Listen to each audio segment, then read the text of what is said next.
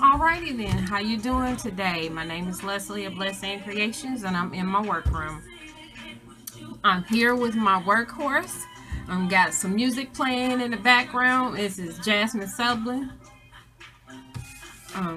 But today I'm working with some African print. I also will be doing some alterations, which I won't record, but anyway, it's a Butterick pattern.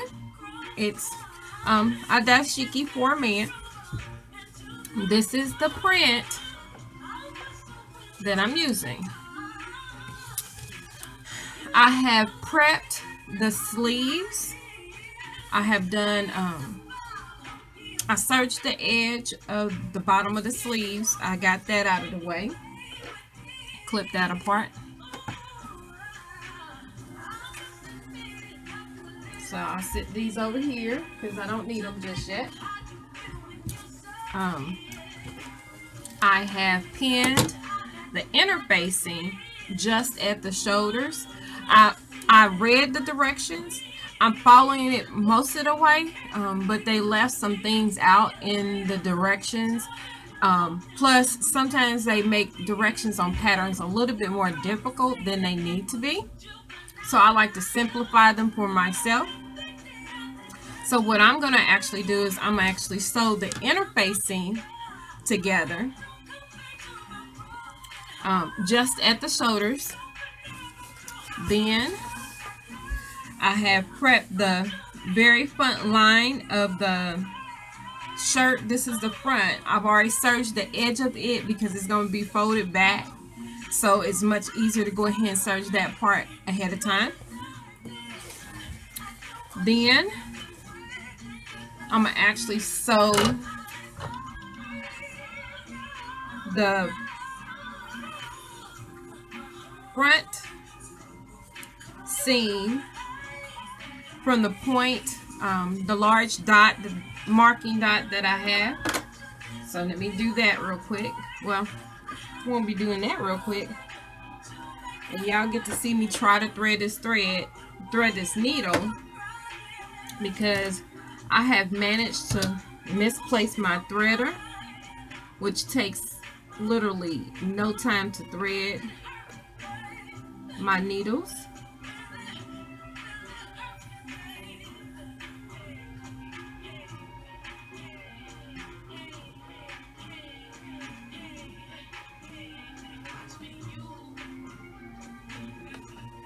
Oh, that one is bad.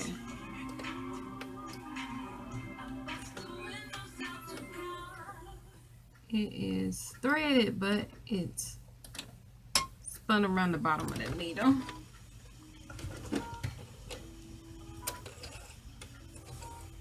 And to save some time, I have already wound up another bobbin so that it's ready for when this one empties out. I will be back stitching at the point.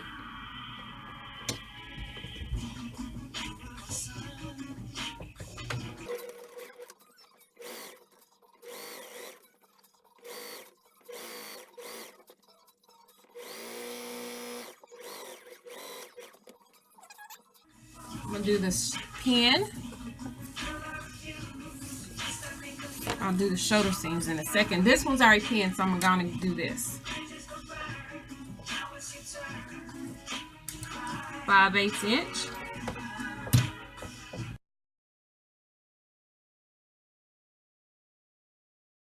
I prepped my facing piece with interfacing, lightweight fusible interfacing.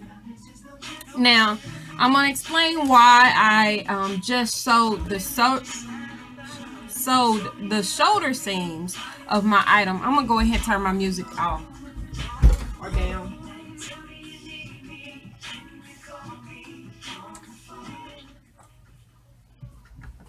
Excuse me, that was just a little too loud for me.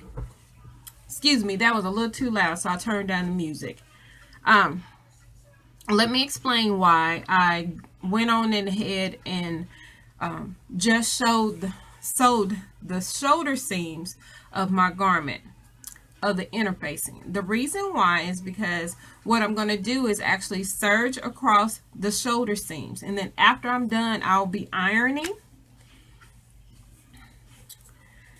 And to lessen time and to give a more professional finish, what I'm going to do is actually serge around the entire piece except for the shoulders, except for the neck area. That's the only place I'm not going to serge. But I'm going to serge around the entire outer portion of the facing so that it gives a nicer finish when you see it on the inside of the clothing. But what I'm going to go ahead and do is stop here, go ahead and serge this piece, sew the shoulder seams together, and once I do that, I'll come back and show you what I'm going to do as far as the shoulder seams, about the sleeves, and then I'll almost have a finished product. I chose not to put pockets on this because it's no particular reason. I just didn't.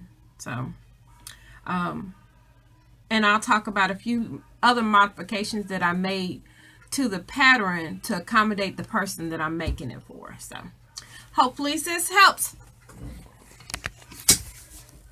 I have serged around the very edge of the inner facing, so it gives it, like I said, a nicer finish, as well as I've sewed the inner facing at the very middle section. I've serged the sewn and serged the shoulders, as well as ironed them back. Now I will be pinning the inner facing to the neck. The one thing I made sure I did was when I ironed the inner facing, I ironed the inner facing the opposite direction that I ironed the shoulder seam of the shirt, and that's to reduce the bulk when I sew it, so it gives a nicer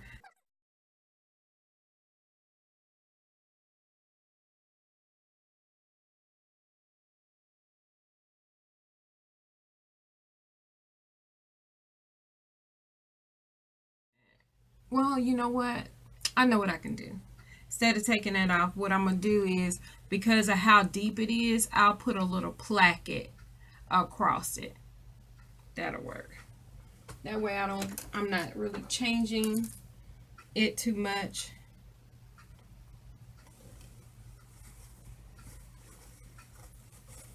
Because what I have to make sure I do is to stitch it correctly in on the neckline.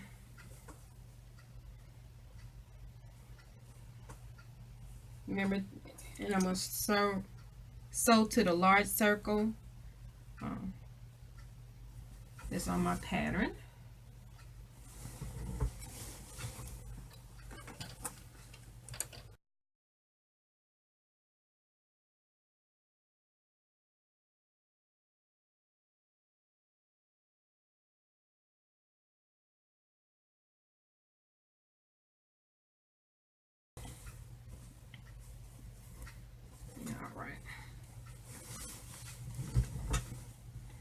I'm checking to make sure that it's sewed where I need it to sew to, and that I didn't miss anything. I'm going to go ahead and sew the neck edge.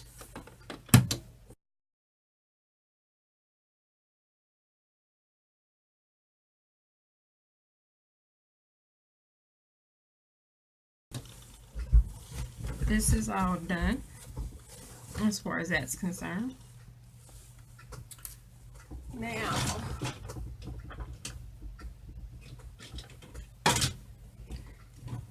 I'm going to take my trusty good scissors, trim the edge. It's about half the distance of the seam allowance is what I'm trimming.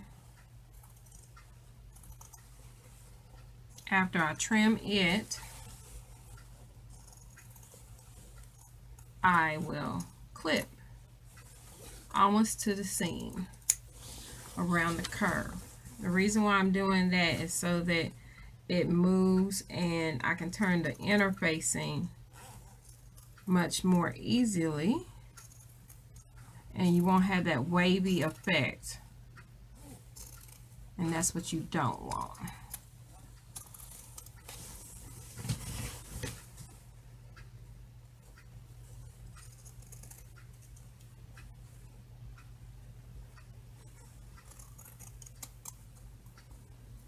Okay.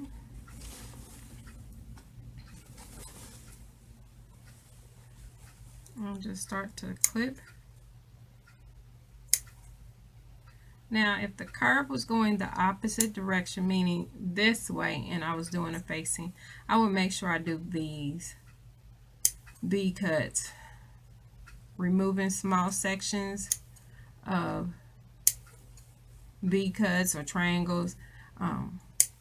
That allows it to curve correctly as well in the opposite direction. More clips don't hurt, less clips will. Just make sure you don't cut your stitching line, excuse me.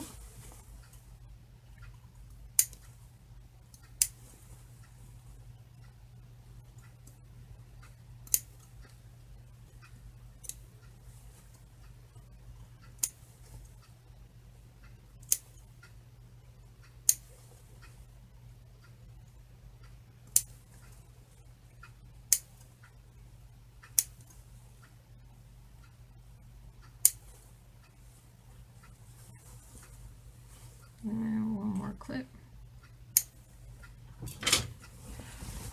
Okay, I clipped it around the edge, and you see how the curve has gone to almost a flat state. That makes it much easier to turn. So I'm going to fold back, fold down. I don't know what I was thinking of. Sorry. Need to clip this. Clip at an angle to remove the fullness. Now I may or may not, depending on how much got taken out, depends on whether or not I clip some more. Nope, it's the way I like it. I cut it out almost at the perfect angle to remove the excess fullness.